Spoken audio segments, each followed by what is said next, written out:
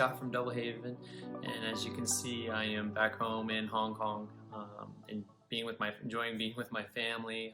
Actually, we just got back from a hike, and you can see all my little furry family members are passed out. But I've been able to kind of eat everything in sight since I've lost all this weight. I've now gained it all back, but it's great to have the culinary variety of Hong Kong to enjoy that, especially when you just eat mountaineering food for months. There's been a lot. The trip itself for me was a lot of things. It was emotionally and I guess mentally and physically very challenging for me. You always have preconceived notions on how something's going to go. For me, I thought I had it nailed. I knew exactly what was going to happen. There's still a lot of curveballs. The mountain was a lot harder in some ways than I thought, a lot easier in other ways.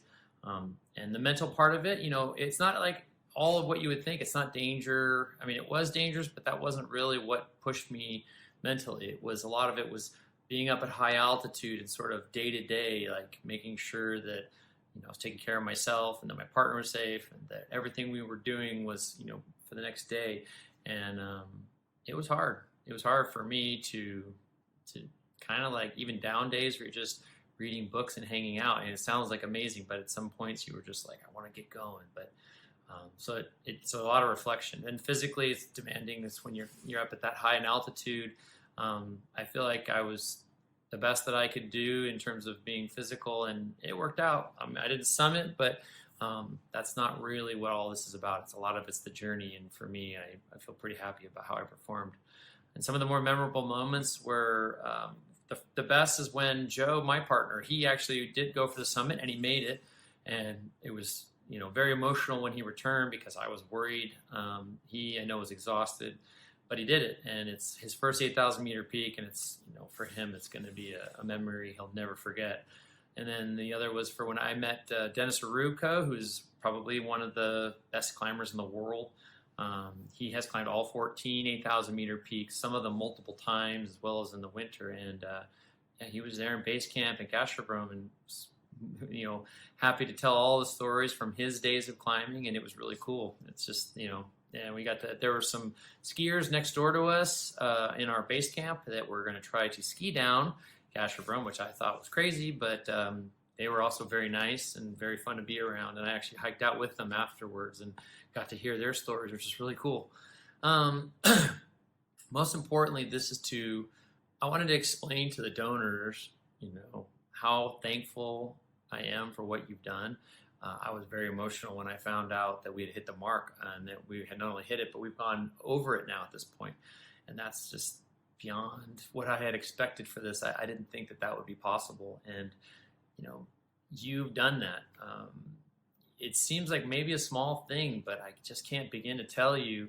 Animals Asia, we're giving that money to them, and what's going to happen to it? What are they doing with it? Well, they are literally going to be they're building a facility as we speak. They're going to be state-of-the-art pens that are mimicking this amazing open, you know, habitat for these bears that have been suffering their entire lives.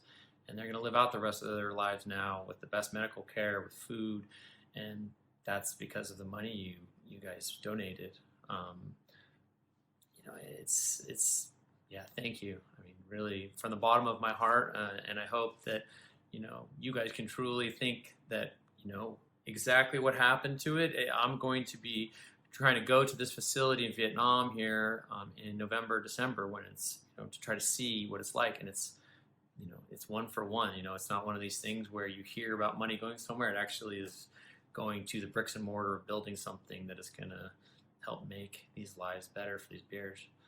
And for me, what's next? I keep getting asked, what are you going to do now, Scott? I haven't thought about another climb. That seems to be something that might be a little bit down the road for me.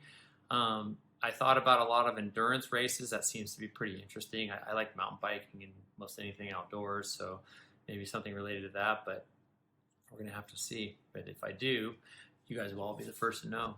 So I want to end this by really saying thank you to all the donors, to really know that from the bottom of my heart, I appreciate what you guys did. Thank you.